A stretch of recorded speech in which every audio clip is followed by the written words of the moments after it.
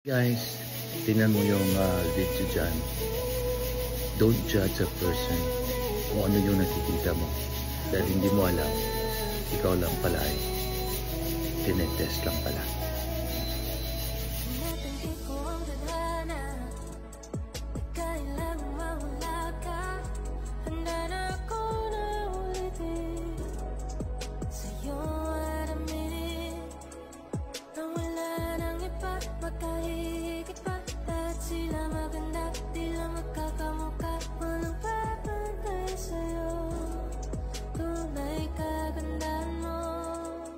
Bakit iniwan mo ko?